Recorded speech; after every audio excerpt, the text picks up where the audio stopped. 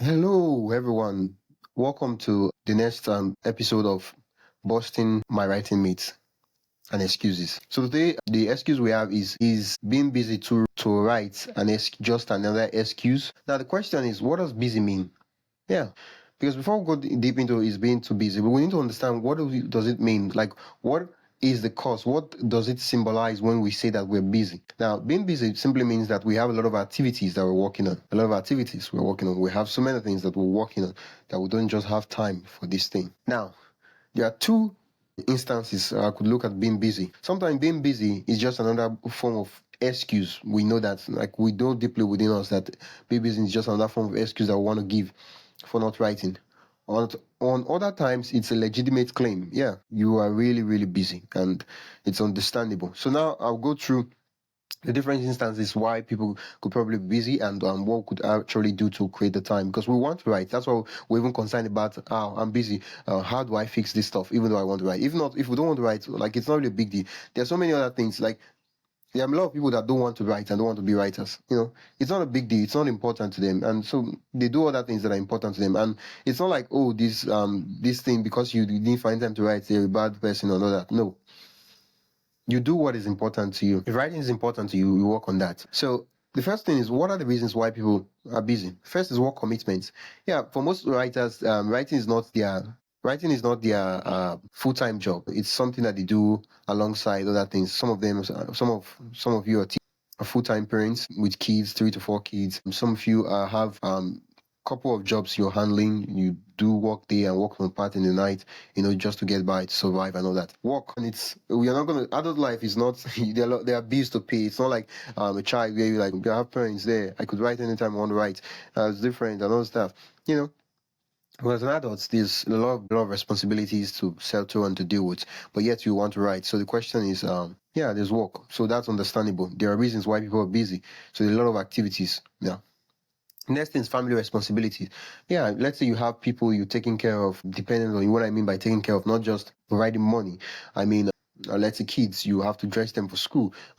You have to, if you're homeschooling kids, you have to teach them. You have to cook for them. You have a lot of things that you have to do for them. Yeah, and then there's social obligations. Yeah, other things, responsibilities and things that you have to show up for. All those other things that you have to do. And then there's other hobbies and interests. So writing might not be as important to you as other things that you're doing. So you get to do all those other things too, which is great, which is awesome, wonderful. So those are some of the reasons why people are busy, why I could say that I am busy.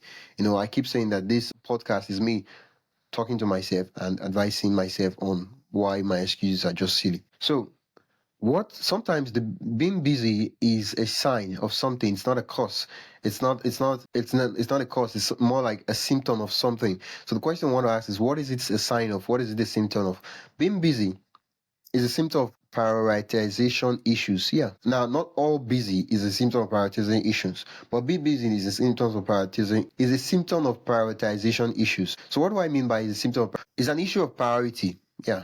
So what do I mean by that? We have 24 hours in a day, and when you say that you are too busy for something, or probably you don't have time for something, what I simply hear is that this thing is not important enough to be in my 24 hours. Because if something is very important, it doesn't really matter what is in that 24 hours. You find there'll be something, you cut it out, you remove it. Yeah. I'm just saying, like it's not like writing is not important. It is important, but there are things that are more important than it that are on that 24-hour schedule. Like, of course, you have to sleep, which is very important, so that you're sane and you're able to walk well and do other things, and you live long. But in that 24 hours, there are a lot of things that you're doing, a lot of things you're working on. So the question is, where it will be an issue is where you have things that are not as important and not as urgent. Things will not necessarily break compared to writing. These are things that you really easily give up. Let's say time for Netflix. You could give that up for writing, But then there are other things that are legitimately important. The time you spend with the kids, other social responsibilities, work, and all those things are very important too. Because how do you focus on writing when you've not eaten, and you don't even know when next meal is coming because you're broke, you don't have a job, and stuff like that. So most times it's an issue of priority. So the first thing you want to ask yourself is, usually what I would suggest you do is, if you say you're busy, I just want you to look at the last 2 to 3 days of your typical day, and look and just kind of like take a report of the last 3 to 4 days, and ask yourself, what did I do? What was I doing? Where did I spend my time on? What are the things? What could I possibly adjust or not adjust or remove in order to get the time to write? The next thing is time management problems. Yeah, there's the rumor that Stephen King wrote while he was a teacher, something like that. But then the other writers too, like Brandon Sanderson, which is a professor, and he teaches and then he writes. But there are other writers that were not necessarily teachers, but then they had full-time jobs, and when they come back in the evening, they'll write before they went to bed, and sometimes they wake up very early in the morning to write before they go for their day job. An example is Anthony Trollope. I don't know if it's Trollope or Trollope. Yeah, he would write, I think, 3 hours. You don't have to write 3 hours, but the guy would write 3 hours every morning before he would go for his day job. That was like an incredible commitment. Yeah. So sometimes it's just time management issues. Yeah, it's not necessarily that, oh, I'm too busy, I'm too busy. Because at the time when we do a report, we'll notice that the things we spend our time on are not the things that we consider probably important. The things that we spend our time on are not the things that we would say are very close to our heart and dear to our heart. No. So what we realize is that it's a time management issue, not necessarily the fact that we have so much activities, because there's so many activities that are not as important to us. Like, it's not like, I'm not like saying, if I look at your list, that your things, those things on your list are not important because I see they are not important. No, I'm saying that when you look at it, like in the consequential grand scheme of things, these things that doesn't involve your life, doesn't involve your health, doesn't involve your family, which is dear and important to you. These are other trivial things that you could just let go. It could be the favorite series, stuff like that. Yeah, I'm not saying you shouldn't watch series, but I'm just saying that, instead of doing that, you could actually cut that slot. Now, the funny thing is that the series will always be there to watch. That's the funny thing. Like, sometimes when I look back at it, I'm like, those entertainment that we are like craving for, they will always be there for us to crave. Like, you could always go back and watch this series when you have time. You could go back and watch this stuff. But writing, it's not like you if you don't write, won't be able to grow. You won't be able to, like, a lot of things you would lose. And after writing, there's this rewarding feeling that comes when you finish writing, rather than entertainment. When you finish entertainment, there's this gap. It gives you this high, and then leave this gap in you that you're like, oh, I need to feel it back. But writing is sometimes hard. The moment you finish it, you feel this sense of fulfillment that you've completed the task. And same thing with creating and creativity and creating any other piece of work. That's the same feeling. Sometimes it's hard, it's tenuous, but the moment you're done with it, you feel this rewarding feeling that, wow, it was really, really great. I'm happy, And instead of going down, you're uplifted. Yeah. The next thing is being busy is a fear of failure in a way. So what do I mean by the fear of failure? You actually busy. Yeah, you have a lot of important activities. But when you say you are busy, what you're actually saying is that I don't have like 4 or 5 hours to dedicate to writing. That's what you're actually saying. I don't have 3 hours to dedicate to writing. But when we look at your day, you can actually comfortably squeeze out 20 minutes, 30 minutes of undisturbed time to write. Yeah, you could comfortably do that and still move about your day and still do every other thing that you're doing in the day and still not have any issues. So the problem is that 10 minutes is not enough. I need 5 hours, I need 6 hours to be able to sit down to write. So it's more like a fear of failure or perfection. What I mean, I know I'm supposed to say it's a time management issue, but why I say it's for fear of failure or perfection is because we feel that 30 minutes is not enough to write a story that's perfect. Like, we need 5 hours of undisturbed, in fact, probably 12 hours, even 24 hours of undisturbed writing retreat time, where we're just writing and bleeding and writing and writing and writing and writing. That's probably the only way we'll be able to create a masterpiece. Yeah, that's what our brain is probably thinking at that point in time. That I have some limited time in order to create an excellent piece of work.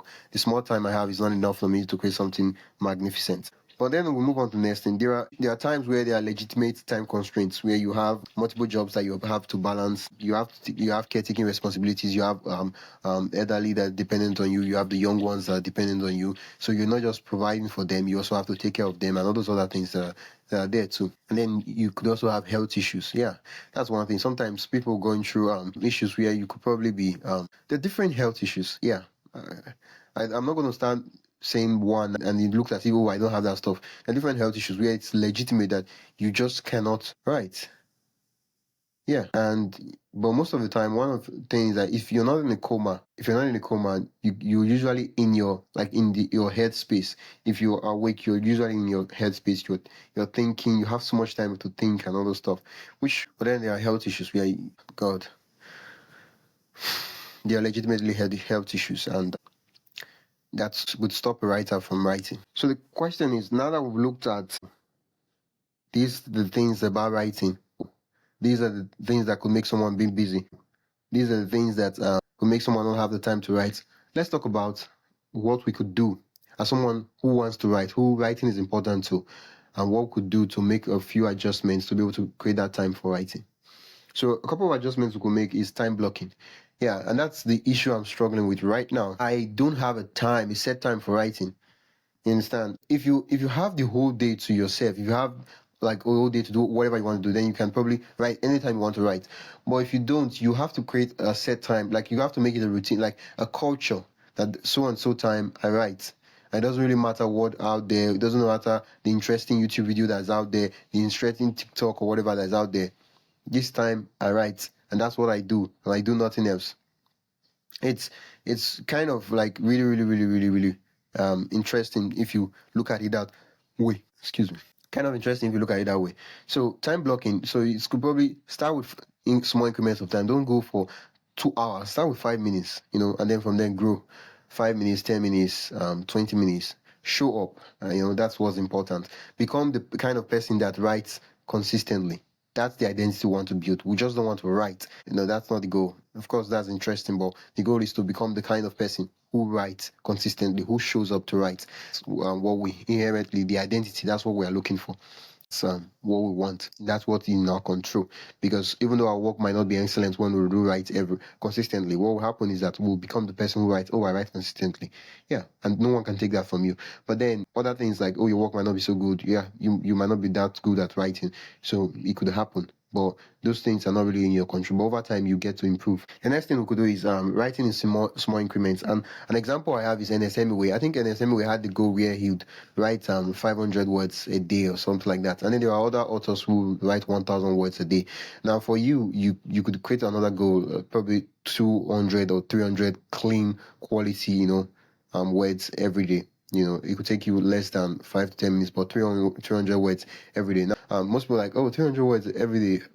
That's not much. So Stephen King does 2,000 words a day, or he does 6,000 words. Like other persons don't do 6,000. Some do 10,000 words a day, and I'm like, you could do marathons, which are understandable, but if you want to write consistently over time for the next 3, 4, 5 years, you have to think, what can I do in my worst days, not what can I do in my best days.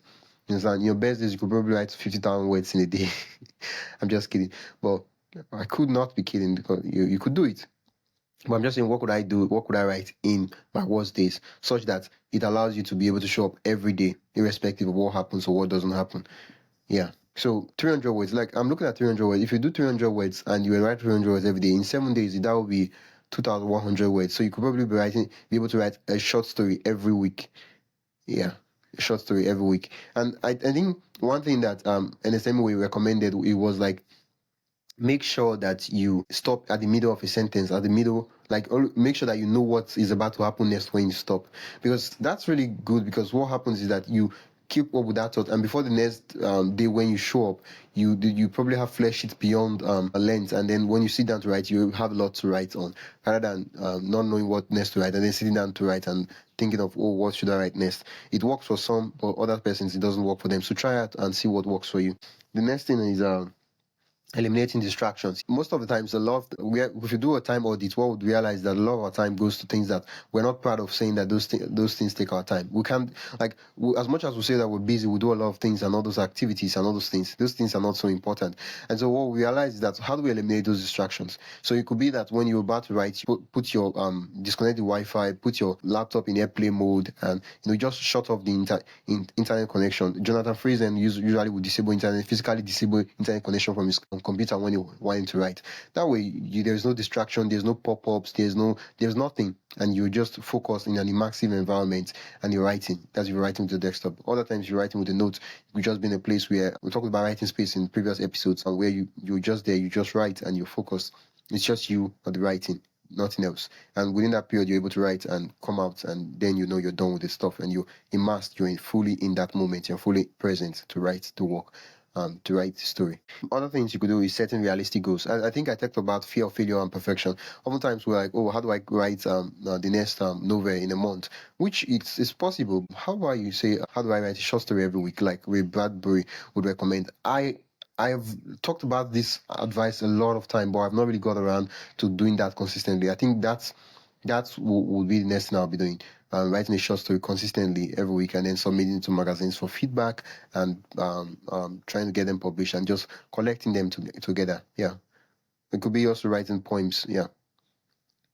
And yeah, writing a poem a day or writing poems over a couple, collecting them. So when you set realistic goals, rather than, oh, you could say I want to write 100 words or write 50 words a day, And the thing is, when you start with that amount, it becomes so stupid that you're like, so you mean I can't write 50 words today? Like, it's just so small. How come you say you can't do that? It's something you could probably do in 2 minutes. Okay, I have to do it. As soon as sometimes you just realize that in a day, some days you write 300 words, sometimes 500 words. Well, you start with something small. Okay, so the question, I think most importantly, the question we have to ask is not necessarily, am I too busy? The question to ask is, writing so important enough for me to keep going? Is it important enough for me to work on? Is it important for me to sacrifice for? Is it something that is uniquely dear to my heart? That's what thing we need to know, because then if it's uniquely dear to our heart, we always find a way we always find things to cut out, and we always find a way to create time for writing itself. Yeah. So now we'll be able to build a consistent habit. Business could be an excuse, and usually when we say we are busy, it's a it's a priority issue. And yeah, there are a lot of things we could do, a lot of things to show up, and a lot of things we could work on. But the first thing is you probably do is, if you ask yourself that you're busy, you want to do the time audit of your last 7 days. If you probably cannot remember what you did the last 7 days, I want you to just leave your next 7 days, leave it as you'd leave it normally. Don't change a thing, don't optimize anything, and just keep track. You could use a journal or book, track over from 11 to this. And not I did this, I went to these things. I was on TikTok for 3 hours, from 12 to 3. Okay. I was this, time of this, what you did, what, judging, no sentiments. You're just going to record everything as it happened. You're going to live your life normally, do what you do normally, and then record it as it happened. And then at the end of the 7 days, you realize and look at it, you're like, this time I was spending this, I could have done this. Oh, this, I couldn't have done this. Oh, why did I do this? Oh, there's this, there's this, there's that, there's this. Oh, these are things that are important to me. Oh, these things. And you're able to like see a perfect week or perfect day and what it looks like for you. And that will be able to really see the things that are eating your time. Because one thing I say that the best way you can prove that something is important to you is by investing your time and your money. Most importantly, your time. Yeah. So if a hobby is important to you, you invest your time. So you can't say that, oh, something's not important, and you're like, when last did you do this? Oh, probably 50 years ago. I'm like, yeah, it's important to you. Yeah, I get it. But you're not gonna say it's more important to you compared to someone who spends 2 to 3 hours of their life every day on doing that thing. Time is life, and whatever you give time to, you give life to. So let's put that in mind whenever we have the issue of looking out for time to write. Thank you so much for listening to this episode. If you want to follow my journey as a writer and get rewriting prompts every week, join the newsletter, buildwriting.com/newsletter, and I'll put the link in the show notes so that way you can subscribe. Yeah, until next time, keep writing. I have been your host of the Build Writing Podcast, Oyemichi Nwakona. It's a pleasure talking to you. See you next time.